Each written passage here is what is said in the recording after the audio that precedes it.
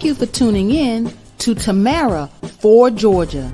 I am Tamara Shealey, your candidate for the United States Senate. I'm an independent Democrat that believes that reparations will make America great. It is time that we unite our country once and for all. Please go to my website. It's tamaraforgeorgia.com. And please join me every Saturday, 11 a.m. Eastern Standard Time, right here for Tamara for Georgia.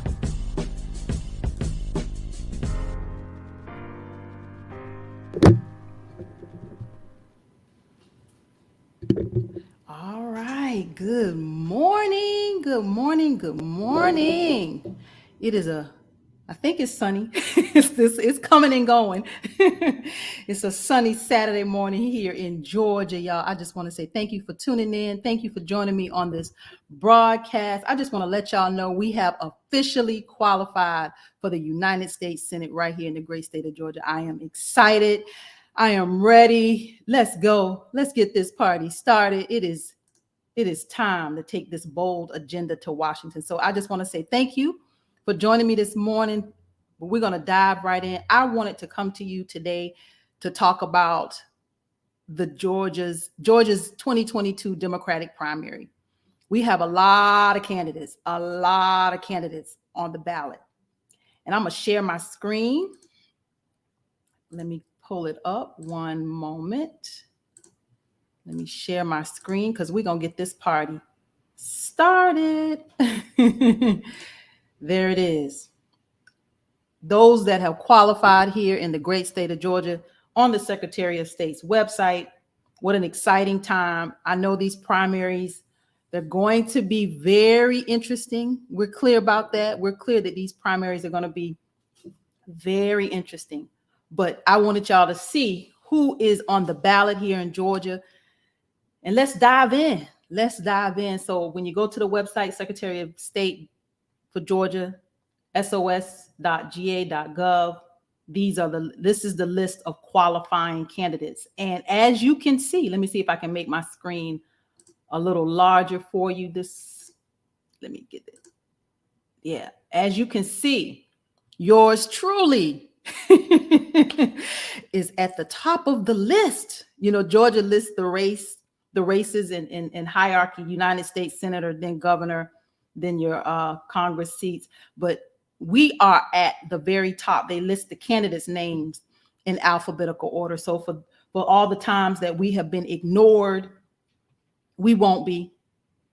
What the Bible say, the last shall be the first and the first shall be the last. So here we are at the very top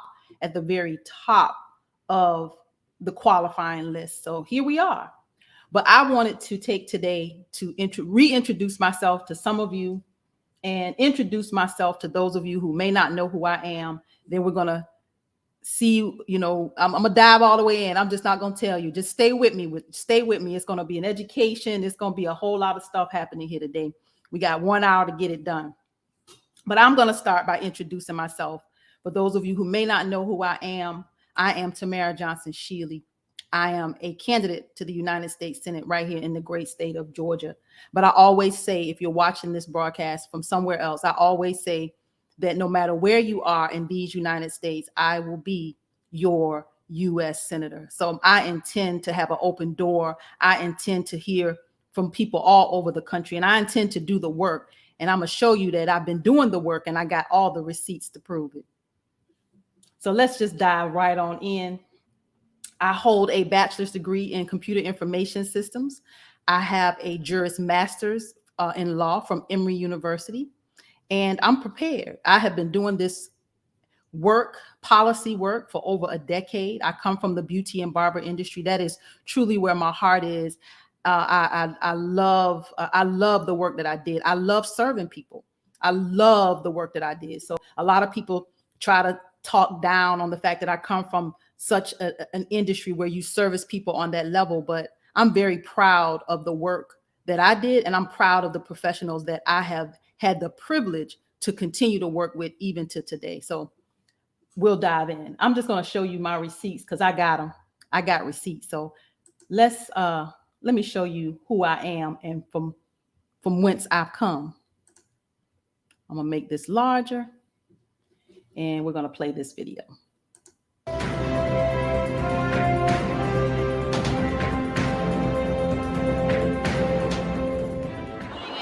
Broadcast of Politics Beauty. I am Tamara Johnson with your state-to-state beauty industry legislation update, where we will determine our fate.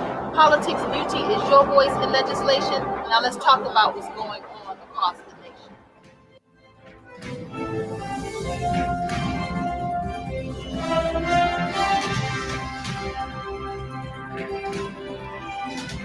Politics Beauty professionals, I learned a lot from them today speaking with a different class. I learned a whole lot about the state board rules and regulations.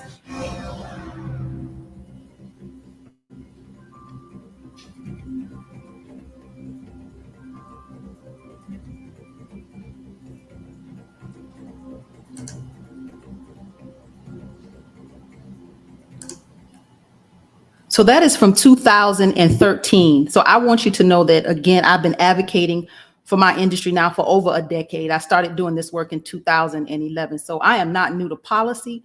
I am not new to politics. I am not new to this fight politically. I just want y'all to see I do have receipts. I want to bring you another video where, for those of you that don't know, I've run for office not one time, not two times, not three times, not four times. This is my 5th consecutive run for office. I don't quit. When I see it, I know it, I continue to fight for it, and I get it done. So this is back in 2016 when I ran for the Georgia State Senate. I ran for the Georgia State Senate here. That is all of North DeKalb. We've redistricted since, but that was all of North DeKalb. That's Dunwoody, Dorville, Brookhaven, Chamblee, a little bit of Tucker, Peachtree Corners, and Sandy Springs. So it was a relatively large district. I ran against Senator Fran Miller, came out of the gate in 2014, no name candidate, 37%. Let me go back a step. I actually won the Democratic primary. I haven't said that, but I wanted to let people know in 2014, I did have a Democratic challenger and I won. So that lets you know we got a track record, but that was the race. Senator Fran Miller, ran against him the first time, 37%. Ran against him a second time in 2016. I'll show you the video here. 43.8%. Third time, everybody knew that race was going to be a win. But let's stay here in 2016. I got my receipts.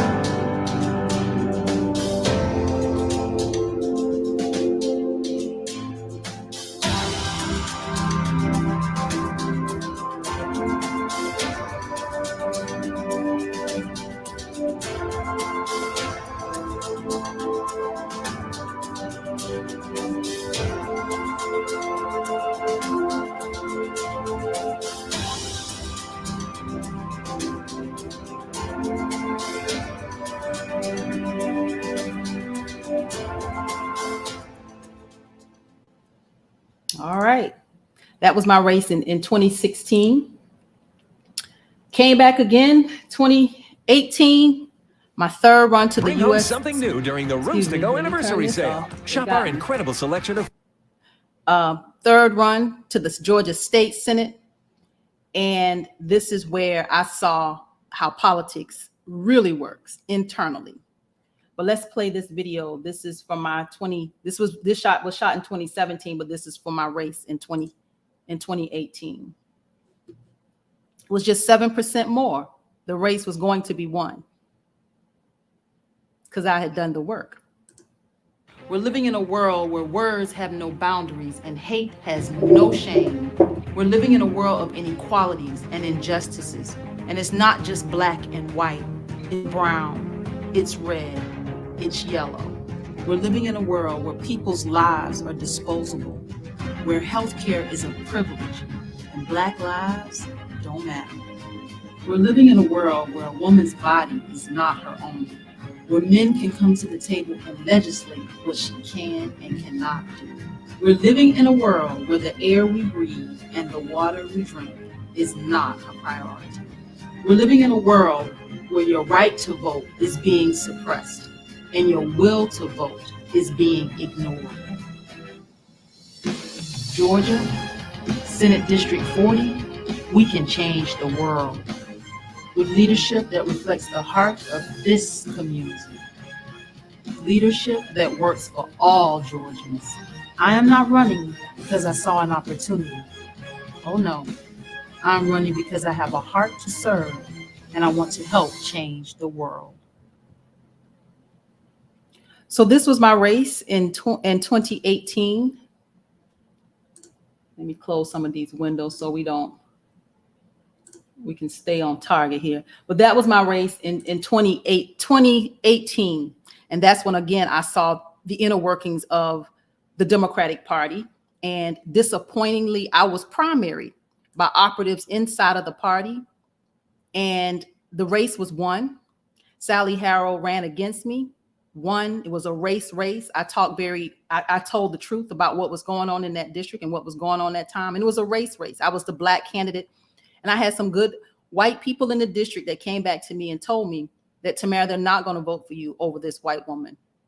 So it was a race after I had nurtured that district for 3 cycles, and the race was won.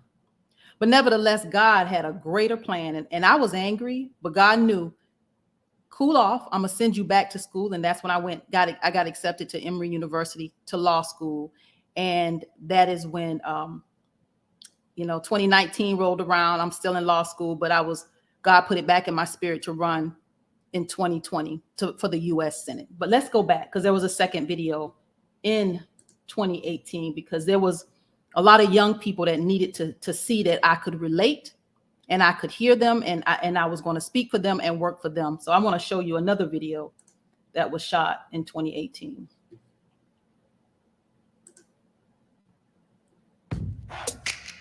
Slim Beats. Don't be shysty. It's gotta be some politicians who think like me. Who cares about our welfare like healthcare? Speaking on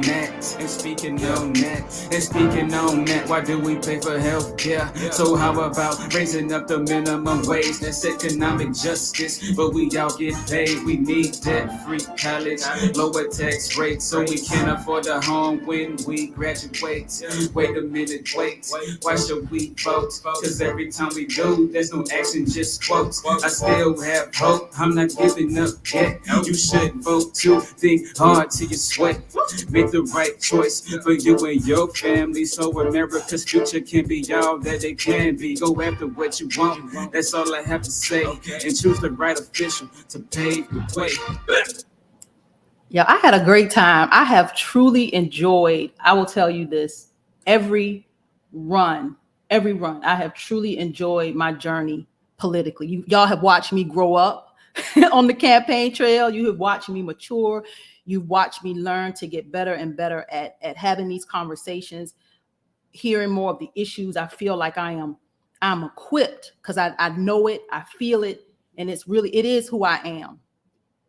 So 2020 rolls around. We're back on the campaign trail to the United States Senate, where I've always talked very boldly about racism and race relations.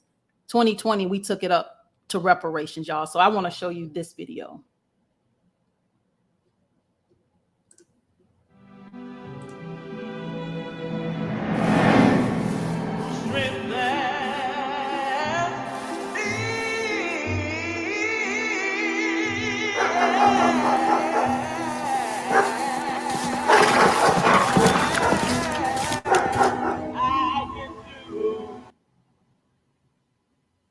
Y'all, the devil is a liar.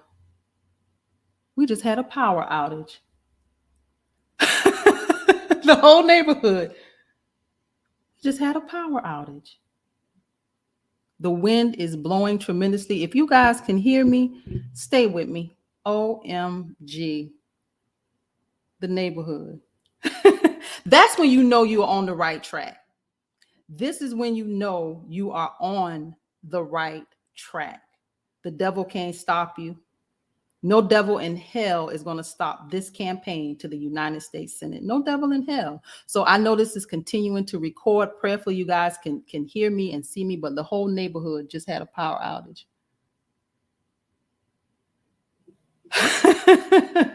Let's continue, y'all. Let's continue. So let's see if my computer is still, my battery is still working. Let's see. Yep, my battery is still working. And we're going to continue on. I'll come back. But here's where I stand on the issues. Praise God, I saved all these tabs and it's still working. If you can hear and see me, y'all, give me a high five. Give me a thumbs up. The whole neighborhood, I'm looking. The devil is a lie. But nevertheless, I am a Democrat. 2020, we were on the campaign trail to the United States Senate, y'all. We were on the campaign trail. Again, we took it up a notch. Reparations was at the top of my agenda. I didn't shy away from it. We had the conversation. Thank you, everybody. You can continue to hear me. Again, this is the devil is a lie. That's how I know. When I tell you this race, let me just kind of go there. Since we're there, we're going to fight back in the spirit. Sometimes you don't have to fight battles in the natural. You don't have to do it. You fight them in the spirit. This is a spiritual battle. I can tell you again that I've enjoyed all of my races, but this race here, this particular race has been uniquely different. It's been different for me physically, mentally, spiritually. It's been a different battle. And after it's all said and done, I'm going to either write about it or speak about it. And I'm going to tell the story because I got a testimony. I have a testimony. And I could just tell you that this was the race because we're so close. This is the race where it is our time, where the ancestors have spoken, and I've heard them loud and clear. The ancestors have spoken. God, look at the sun shining in. We just gonna go there today. This has to be a praise and worship service. I'm sorry for those of you who do not believe, but I'm gonna tell you, this is my praise and worship moment right here, right now, because I'm gonna tell you that this is the race where I've had the most pushback of all my races. The most pushback. This is where I've had to fight. Again, I've not so much in the physical, but in the spiritual, because I know that the devil does not want to see us win. This is a race that the ancestors are speaking to. But we're going to get back on here. But praise God. And I'm thanking him right now in this moment. Fighting for economic and social justice, environmental justice. At the top of my agenda is to establish a federal agency for descendants of chattel slavery. We have to be defined in the law. That's the first part of my agenda, to establish a legal definition for those of us who are descendants of chattel slavery, and to establish the Reparations Administration. The same way we have the Veterans Administration, the same way we have the Social Security Administration, we need a federal agency that will house our redress. Y'all, it's funny. I hope this is back because I see my lights are back on and the devil is a lie. Let's get back on track. The lights are back on. My fan is back on. I see my neighbors. Let's go back. We're going to back it up and we're going to pick up right where we left off. Praise God. Won't he do it?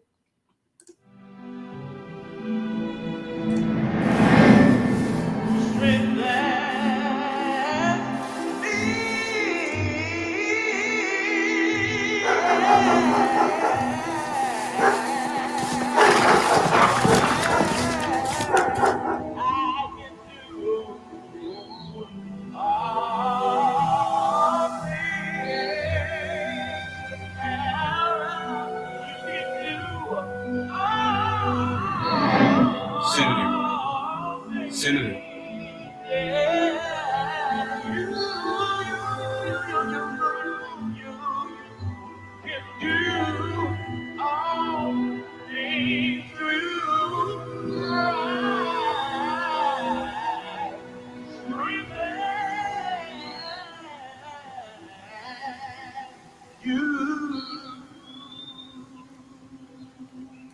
And that is the voice of Mr. Chad Lawson Cooper, y'all. He graced us with that song. So let me show you. Let's see if we can play this one.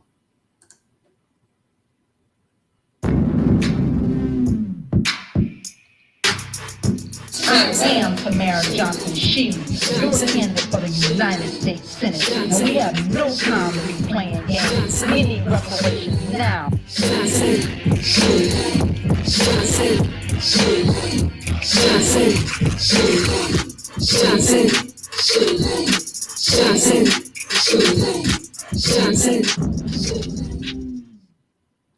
All right, that was my my video from 2020. But going back again, let's dive in because I want to actually show you. I'm going to take my time with this. I want to walk through a presentation that I have here. Let me put myself in the background.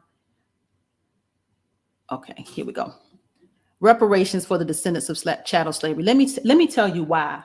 Because so many of us don't understand why reparations. This is a family picking cotton outside of Savannah in the 1850s. So for those of you that are watching here in Georgia, these are folks. It could be my folks, your folks. These are folks. This is right outside of Savannah. I'm from Savannah, and this is a caption, a picture of a family picking cotton in the 1850s. So let's walk through this. This is another picture. This is the Cockspur Island, Georgia. This was a plantation there. These are our folks. These are our folks. Let's walk through this. Who are we? Those of us who are descendants of chattel slavery. What do we need to do? Where are we now? How do we do it? And when will it happen? Let's just walk through this real briefly. We are descendants of chattel slavery. We seek to reclaim, restore the critical national character of the African-American identity and experience grounded in lineage. According to Yale historian David Blight, by 1860, there were more millionaire slaveholders, hear me, millionaire slaveholders living in the lower Mississippi Valley than anywhere else in the United States. In the same year, the nearly 4 million American slaves were worth some 3.5 billion. Listen to this. Let me read that again. In the same year, the nearly 4 million American slaves were worth some 3.5 billion, making them the largest single financial asset in the entire U.S. economy, worth more than all manufacturing and railroads combined. Black bodies were worth more than all manufacturing and railroads combined. We built this nation. We are this nation. From slavery to Jim Crow, we experienced a destruction of wealth through federally supported discriminatory practices. From slavery, Jim Crow, black codes, convict leasing, no New Deal, no GI Bill, redlining, war on drugs, mass incarceration. What do we need to do? We need to demand reparations.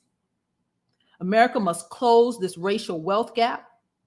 Reparations is the making of amends for a wrong one has done by paying money. Let me say that again. By paying money to or otherwise helping those who have been wronged. Cut the check. Has the United States paid reparations before? Yes. The forced internment of 120,000 Japanese Americans in camps during World War II. The survivors received an apology and $20,000 each in reparations. And by 1998, 80,000 survivors had collected their share. Yes, Native American reparations, belated payments for unjustly seized lands. Yes, they paid them to Native Hawaiians, land leases for the overthrow of a kingdom.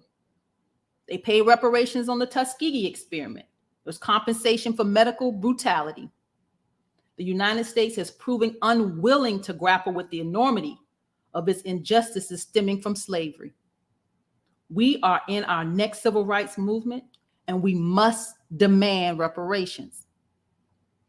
Here's another picture for my folks down in the Savannah area. This is a former slave quarters on the Heritage Plantation.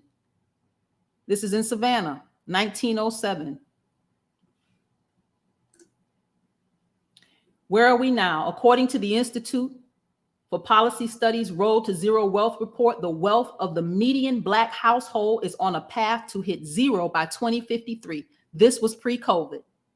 Says, in sharp contrast, the median wealth of the white household is projected to be 137,000 by 2053. Generation after generation, white America has been able to accumulate wealth. We have not. Black America, we're 13% of this population, but we only have 2.6% of this nation's wealth. White America has 10 times more wealth as Black America. Black head of household with a college degree have 2/3 the net wealth of white head of household who never finished high school. So those who never finished high school have more money than those of us with a college degree. How do we do it? We create the infrastructure and reparations preparation. My job is to go to Washington and make this happen. For those of you, financial literacy, and get prepared. Be ready. Be ready. Because when this comes, we got to build and rebuild our communities. So my job is to establish the legal definition of the descendants of chattel slavery. Again, establish a federal agency to provide vital services to the descendants of chattel slavery that will include, but not limited to, the maintenance of a national registry of the descendants of chattel slavery, reparations in the form of cash payments, no interest home loans, no interest small business loans, set aside opportunities for government contracts, college tuition reimbursement, student loan debt cancellation, and funding for our HBCUs. Preparations begins now with you, because we're going to Washington to make this happen. When does it happen? Between slavery and Jim Crow, there was the Reconstruction era. This was the most transitional time in our history. We were a great and determined people, and we made a lot of great strides, y'all. What did we do to reinvent ourselves, create community, and begin to amass wealth? We need to talk about that and keep talking about it, because those are the things that we must do today. And all of this must happen now. So if you are here in Georgia, early voting begins May the 2nd. Election day is May 24th. Spread the word. We have a race to the United States Senate to win.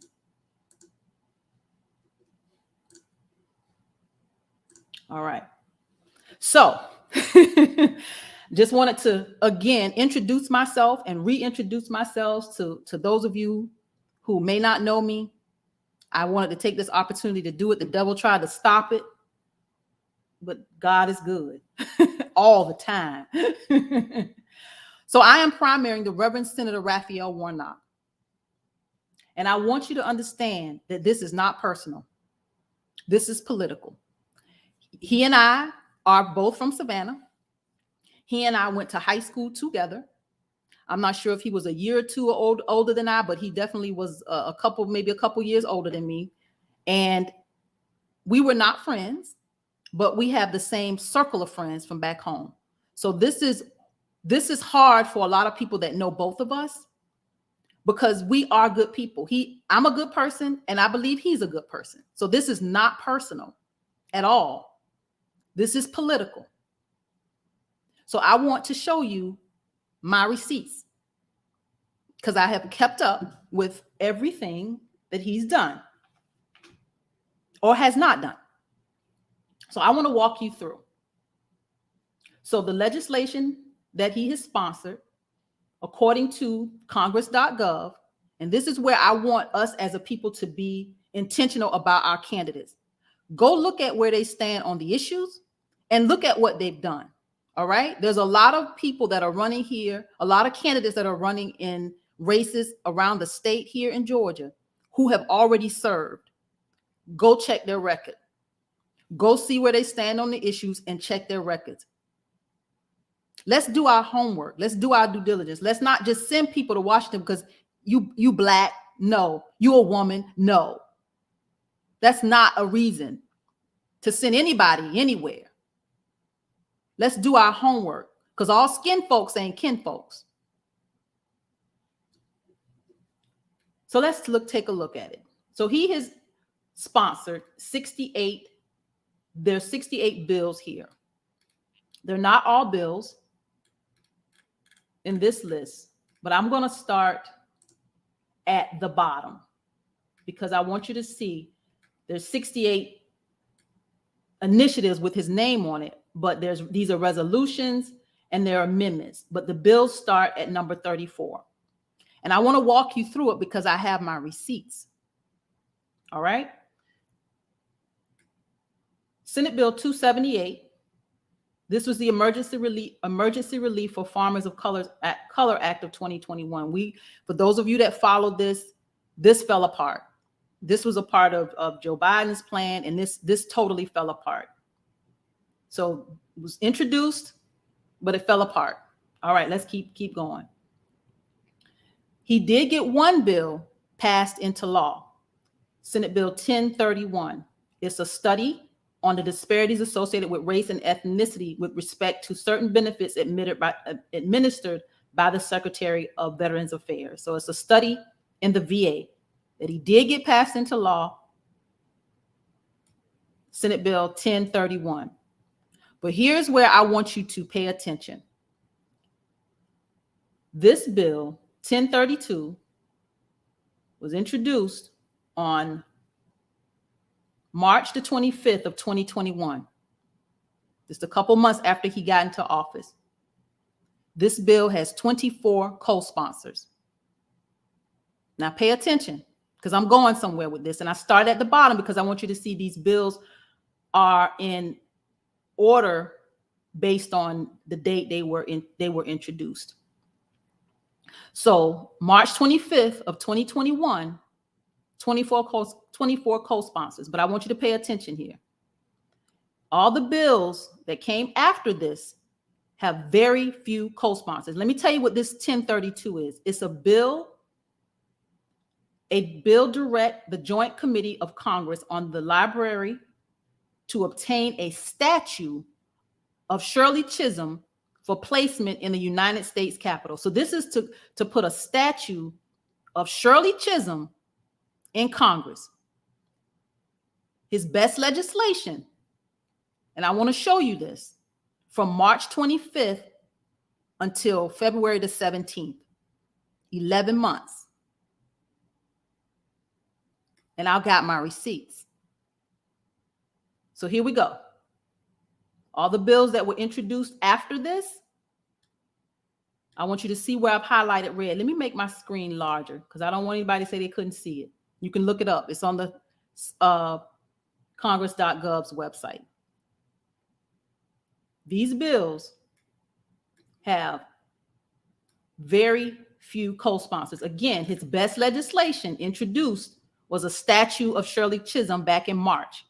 And from March 25th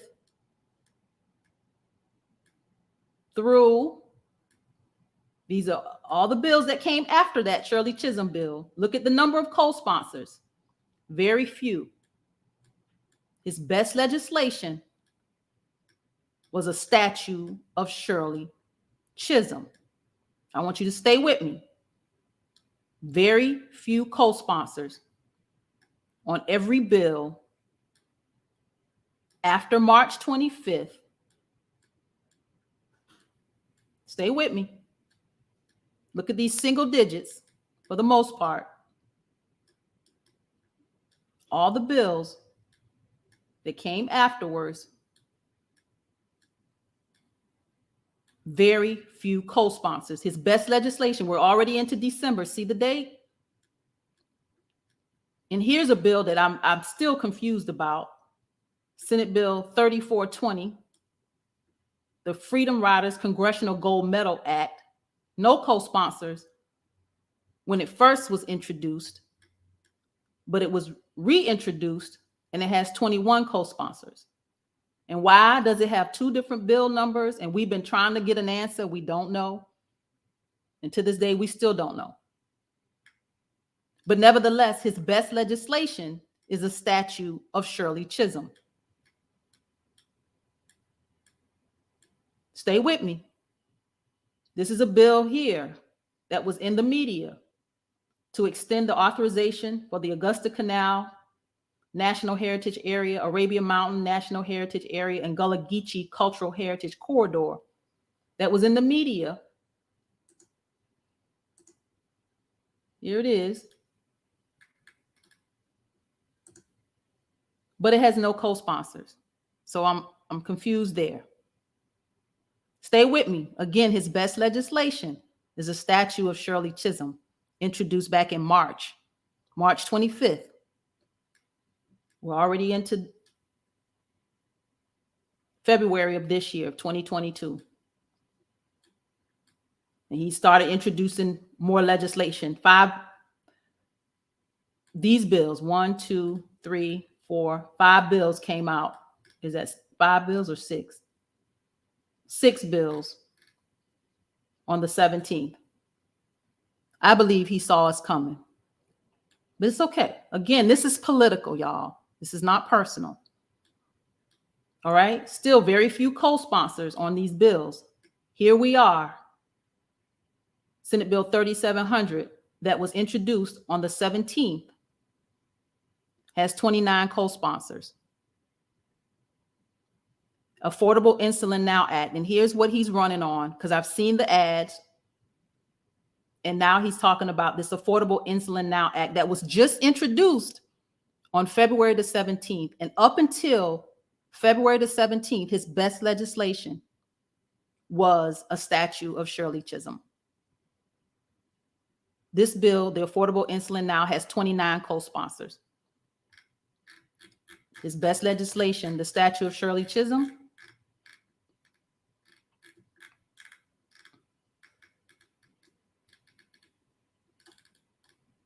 24 co-sponsors. So from March 25th to February the 17th, his best legislation was a statue of Shirley Chisholm. And here's where my biggest fight with Warnock is, let me find it. It's reparations, but I'm gonna get to that. I'm gonna get to that. Let me walk through so I can keep my train of thought here. Here it is, reparations. It's a study. It's a study. It's a study. It is not what we need, but we'll take it because it's all we got. And it's been introduced since 1989 over in the House. It's all we got. Let's at least start with what we have. This bill has 22 co-sponsors, introduced by Senator Cory Booker back in January of 2021. 22 co-sponsors, and Warnock has not signed on to the one bill that would change the state and fate of Black America is reparations. The one bill.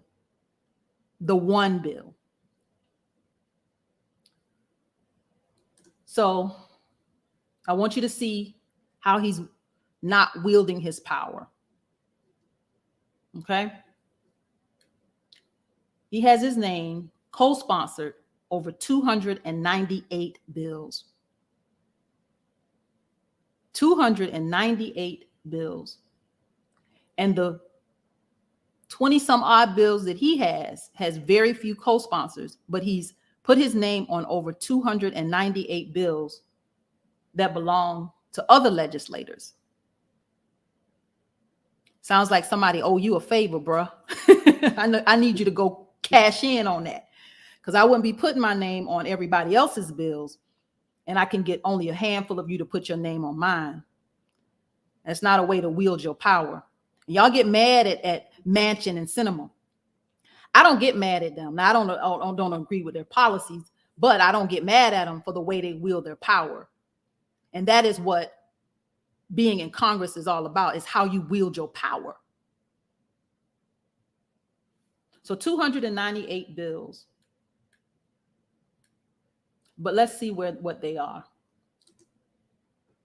5 of them, of the 298 have been passed into law. So of those 298, 5 of them have been passed into law. It is a difficult process in Congress. I won't deny. I see it. I've watched it over the years. I see. But you have to wield your power in such a way that you can get stuff done. So let's look at what has been passed of these 5 bills. Let's see what they are. Senate Bill 937 is the COVID-19 Hate Crimes Act. I think we all know what that is. And I think there was, I know that most of us were disappointed that Black America wasn't prioritized. So we know what this bill is. Senate Bill 937. Senate Bill 848, the Considered Teachers Act of 2021, Republican Braun. Seems like he owe you a favor, Senator Warnock. You helped him get his bill passed.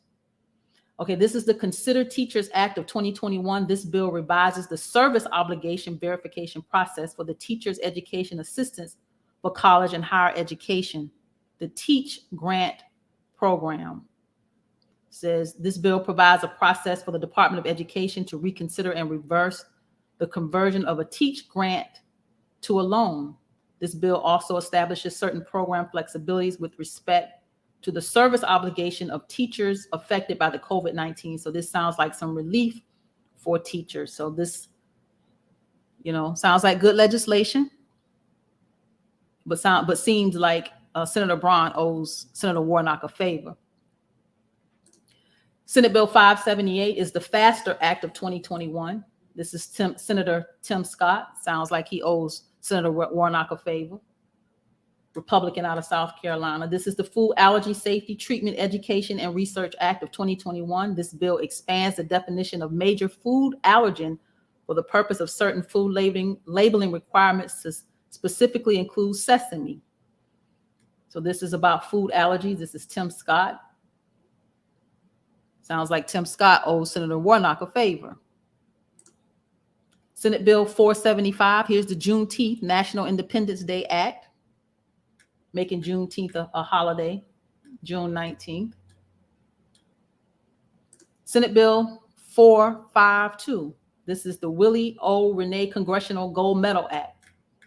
It says this bill provides for the award of a Congressional Gold Medal to Willie O. Ray, or if available, to a member of his family in recognition of his contributions and commitment to hockey inclusion and recreational opportunities. So again, those were the 5 that were passed that he co-sponsored, but he has not put his name on the study for reparations.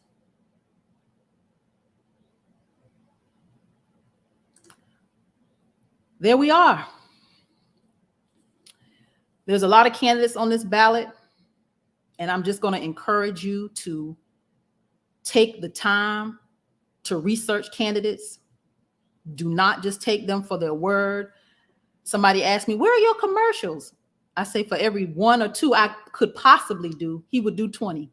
So you probably won't see commercials, but I know how the power of people, I know how this works. So I just ask that you spread the word about my campaign, about this candidacy, and why we're going to Washington. This, again, is not personal. This is about policy.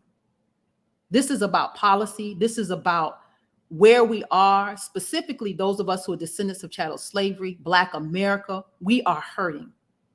Between this inflation right now, we're hurting. We're hurting. You're seeing it at the gas pumps. You're seeing it in the grocery stores. We're hurting. America is hurting. So America has to be intentional about how it is going to heal itself. We can't save the world. What do they say when you get on the airplane? You put that mask on yourself. You can't save the world if you don't save yourself first. And America has to save its people. We got to protect our own borders. We got to save our own people first. America first. Then we can help somebody else. But right now, Americans are hurting. And I hear all of us. I hear all of us. But what I'm asking, and what those of us who are descendants of chattel slavery is asking, is to realize that who's hurting the most. And right now, it is Black America. And those of you who are allies, we need you. We need you. And I'm going to stop there because I do want to take the time to go through, if I can. Stacey Abrams has put her name in the race. We all knew that this was coming. She is running for governor. She has no challenger, so she is automatically on the November ballot. Lieutenant governor. There are many candidates in this race to lieutenant governor. Eric Allen. You have Charlie Bailey. You have, and Eric, he's been around politics for quite a while. Charlie Bailey, I'm not quite sure. I'll just tell you what I know, the little that I do know.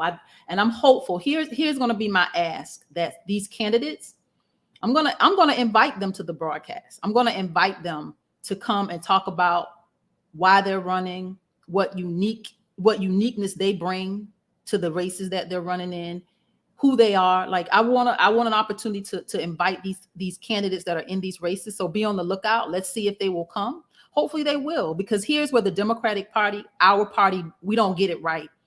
We don't get it right because you have to unite this party. Yes, we are challenging each other, but ultimately we're all Democrats, right? So ultimately we have to be on the same side of this, no matter what happens on the other side of it. Let me say that again. We have to be on the same side of this, no matter what happens on the other side of this. That is how Democrats ought to be moving. But instead, the fighting that happens internally it doesn't make any sense. It doesn't make any sense. It doesn't make any sense. But here we are.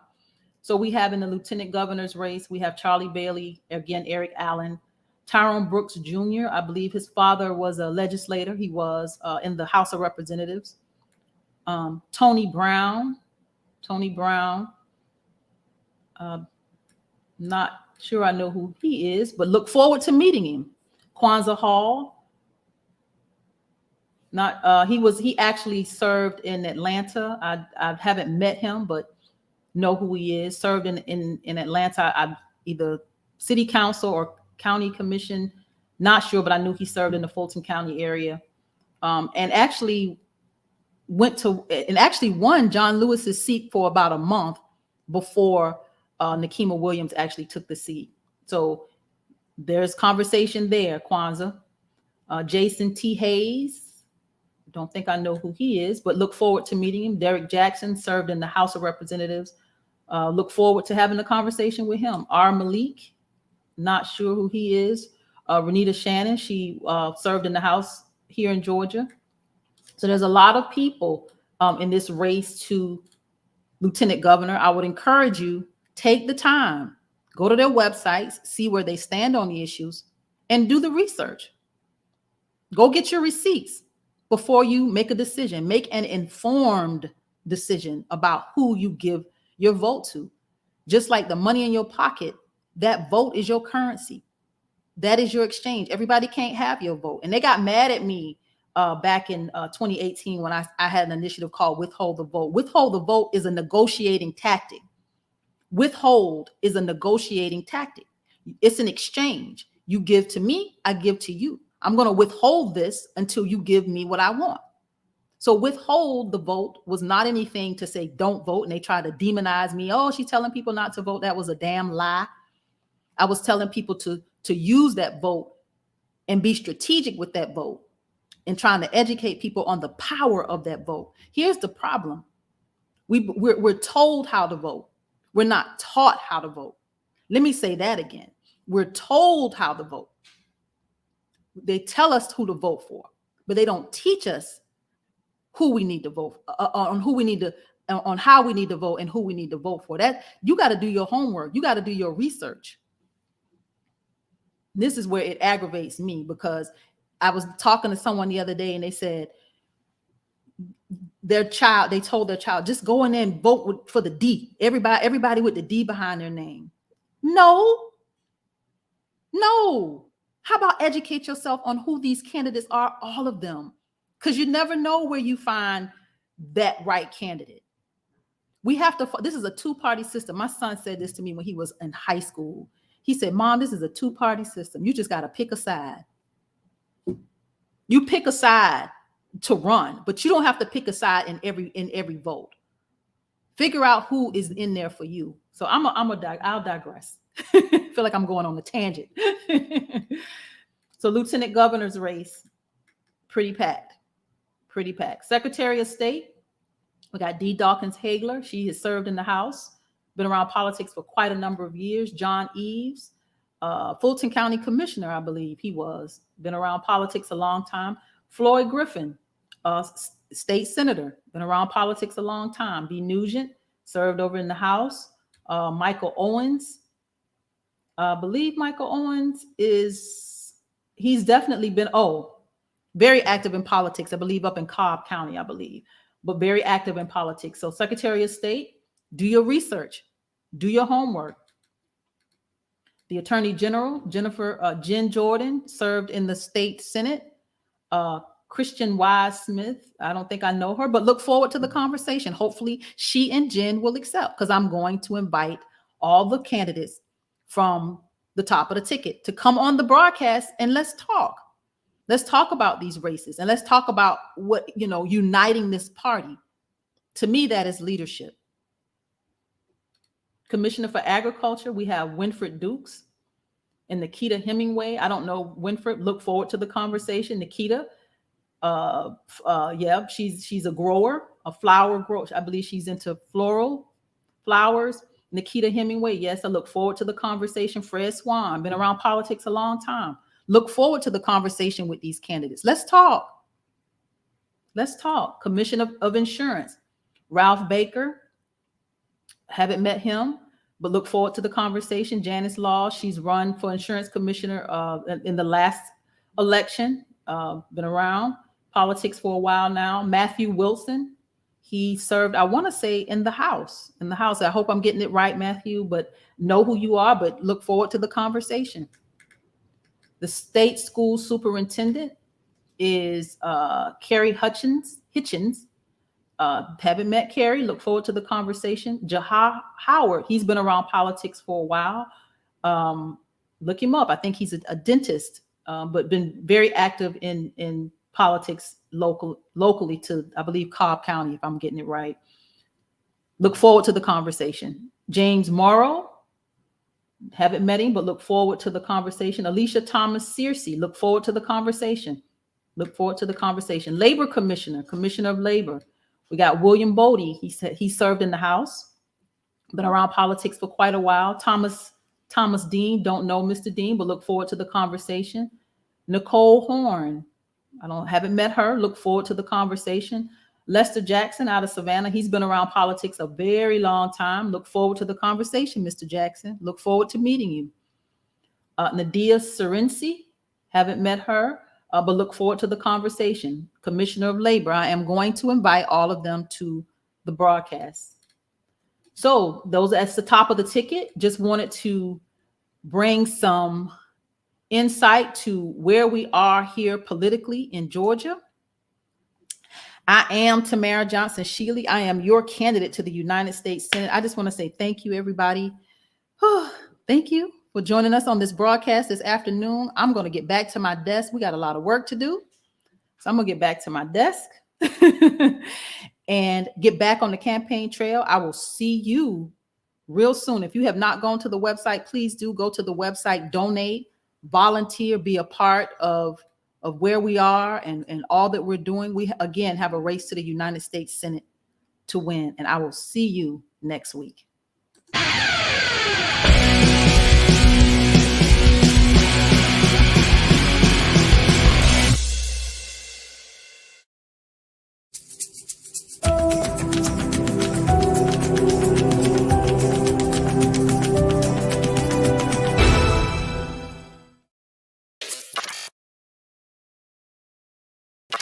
When we come to Washington in this campaign, we're coming to get our check. Young prodigies. Grow. Free. Reparations, Martin said we coming for our check. Reparations, say it loud, 1, 2, mic check. Cream, cash rules everything around me. Dream, my legacy, you can't stop me. Coming for our 40 acres, HR 40 and our paper. Kicking the door, coming for our 40 acres and more.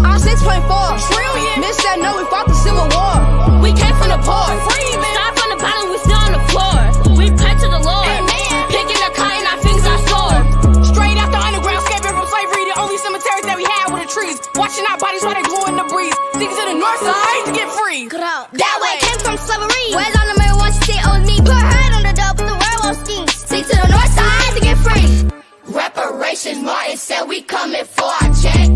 Reparations, say it loud. 1, 2, mic check. Cream, cash rules everything around me. Dream. My legacy, you can't stop me. Coming for our 40 acres, HR 40 and our Look, paper. we taking them back. Putting Pettis Bridge on the map. Police came with the strap. That Sunday was bloody, no cap. Speaking of cap, Kaepernick taking knees at the flag. Where my justice at? We built this nation, better give me them racks. All fat, just a match and a little bit of gasoline. 4 girls got bombed back in 63. 400 years, yeah, we still ain't free. I'll rise, we rise, take a knee. Kaepernick. Reparations, Martin said we coming for our check. Reparations, say it loud. 1, 2, mic check. Cream, cash rules everything around me. Dream. My legacy, you can't stop me. Coming for our 40 acres, HR 40 and our paper. We stuck in the trap with no shoes, trying to pull up bootstraps. Increasing the gap. Wealth got bigger, so we had to adapt. Discriminated cause we black. I know it worth more than I know it's a fact. They tryna feel scraps. Strike me on board so we can't come back. 30 years ago on April 19, you said and try Remy chemical read. If it happened to them, think it happened to me. Screaming out